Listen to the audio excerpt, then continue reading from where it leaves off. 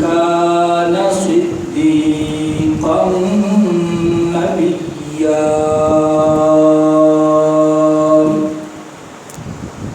آمنت بالله صدق الله مولانا العظيم وبلغنا رسوله النبي الكريم الأمين الصلاة والسلام عليك يا سيدي يا رسول الله وعلى آلك وأصحابك يا سيدي يا نعمة الله.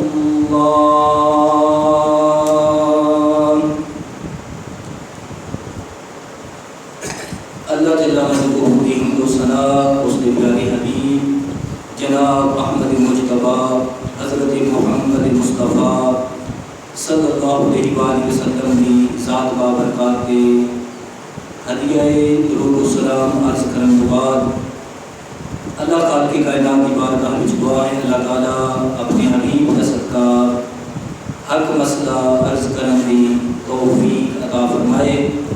اللہ تعالیٰ سانو سب نو اس تے عمل کرنے کی توفیق عطا فرمائے. حضور الاسلام کے غلاموں، سورہ مریم کی ایک آیہ مقدسہ میں گناہ گار نے عرض کی ہے. اس آیہ مقدسہ کے اندر اللہ تبارک و تعالیٰ نے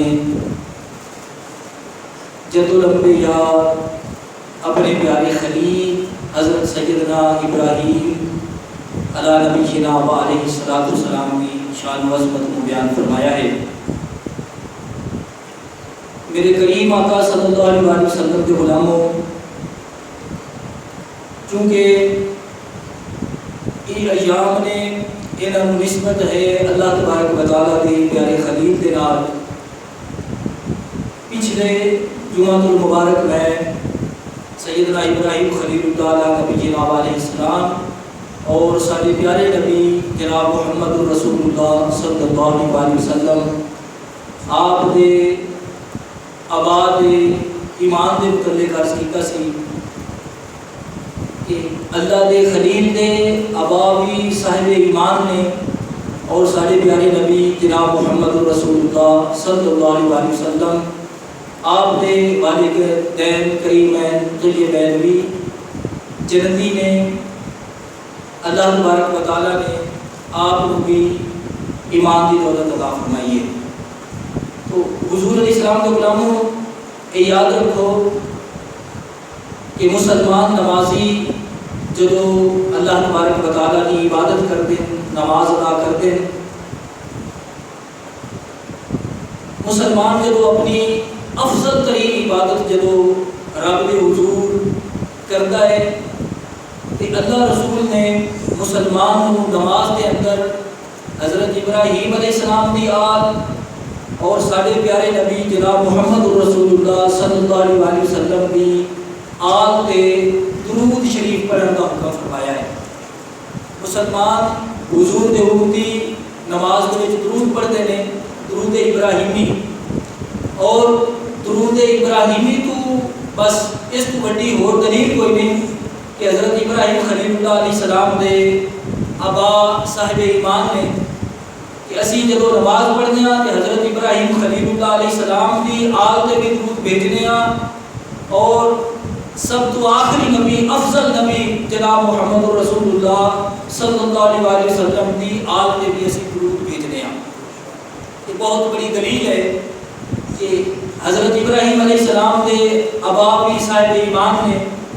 اور ایک درود شریف تو یہ بھی اشارہ ملتا ہے کہ اللہ تبارک و تعالیٰ نے آل ابراہیم اور آل محمد صلی اللہ علیہ وسلم کے درود پڑھنے کا کیوں حکم فرمایا؟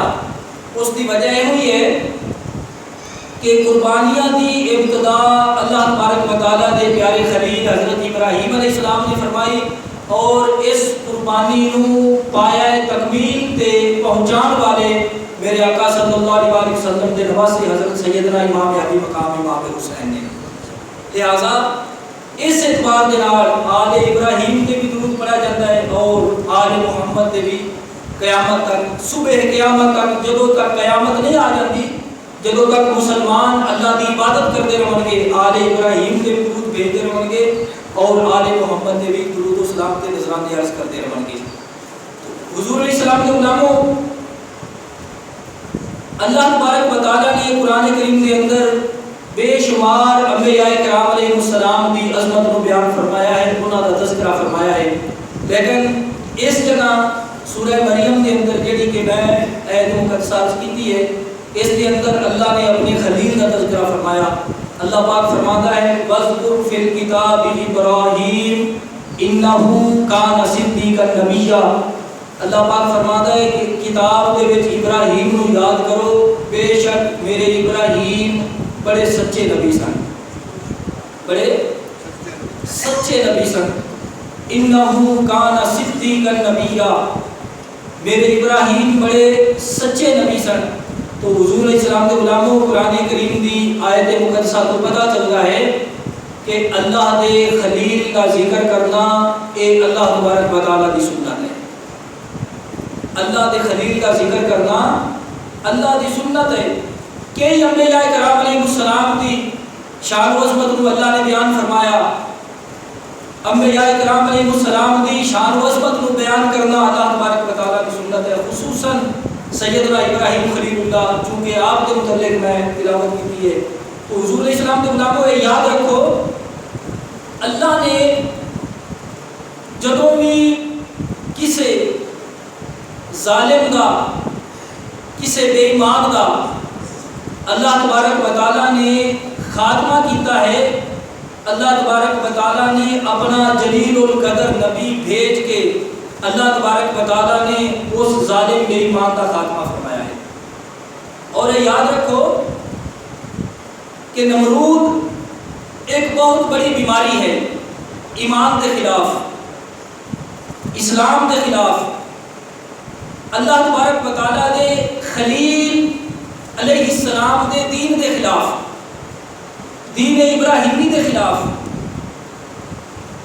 اور جدو بندہ قرآن و حدیث اور تاریخ کا مطالعہ کرتا ہے, قرآن و حدیث اور تاریخ و تفسیر کے مطالعے کو پتہ چلتا ہے کہ بڑے بڑے ظالم, بڑے بڑے جابر قسم کے بادشاہ آئے اور انہوں نے یہ کوشش سی کہ اسی رہندی دنیا تک راج کریے, ساری حکومت قائم و دائم رہے. حضور علیہ السلام کے غلاموں, مگر یہ یاد رکھو کہ ہمیشہ کی حقیقی حکومت فقط اللہ تبارک و تعالیٰ کی ذات کی ہے. سارے ایک ایک کر کے آئے, چلے گئے, اور کچھ ایسے نے جنہ کا نام بھی آج حقداری بن کے رہ گیا. اللہ تبارک و تعالیٰ نے ایک ایک کو کر کے ختم کر دیتا, اور کئی بڑے ذلیل تے رسوا ہو کے مرے. تو حضور علیہ السلام کے غلاموں, کامیابی بچ کے وہی ریا جڑا اللہ تبارک و تعالیٰ دے لائے ہوئے نظام دے مطابق جنہوں نے اپنی زندگیاں بسر کی. تو حضور علیہ السلام کے غلاموں, نمرود کی ایک بہت بڑی بیماری ہے. اس ظالم دے بے ایمان دے کما حقو ہو, اس کے حالات و واقعات تے میں نہیں پڑھے, لیکن حضرت ابراہیم خلیل اللہ علیہ السلام کی عظمت تو پتہ چلتا ہے کہ یہ بڑا ظالم قسم کا بندہ سی. کیونکہ اگر نمرود کوئی چھوٹی جنی بیماری ہوتا تو اللہ تبارک و تعالیٰ اپنے خلیل نہ بھیجتا, بلکہ اللہ تبارک و تعالیٰ کسی اور نبی کو مبعوث فرماتا. اللہ کے خلیل کا آنا اس طرف اشارہ کرتا ہے کہ نمرود ایک بہت بڑی بیماری سی. 1000 سال تو زیادہ عمر پان والا, 1000 سال تو زیادہ عمر پان والا, اپنے آپ کو یہ بے ایمان بابل دا خدا کہتا سی. بابل کے لوگوں کو کہتا سی کہ میں تھوڑا خدا ہاں. پوری دنیا کا نہیں سی وہ اپنے آپ کو خدا کہہ پاتا, بلکہ صرف شہر سی علاقہ سی کہتا سی کہ بابل دے وچ صرف میری خدائی ہے لوگ آتے اس کو سجدہ کرتے اس کی پوجا پاٹ کرتے ایک دن یہ ظالم بے ایمان اپنے محل دے وچ لیٹا ہوا ہے اس نے خواب دیکھا کہ مشرق کی طرف ایک ستارہ چمکا ستارہ طلوع ہوا جڑا چلدا اس کی روشنی پھیلتی گئی حتیٰ کہ وہ ستارہ پورے اپنے آب و تاب کے نال چمک لیا ہے اس ستارے کی روشنی نے پوری کائنات کو روشن کر چکا ہے زمین و آسمان روشن ہو گئے مشرق مغرب روشن ہو گئے ہر طرف نور ہی نور ہے ہر طرف اجالا ہی اجالا ہے اس وقت نمرود گھبرا کے اٹھا پریشان ہو گیا اپنے سارے ساتھیوں کرندہ جڑے اس کے نجومی سن کاہن سن انہوں نے بلا کے اکٹھا کر کے کہنے لگا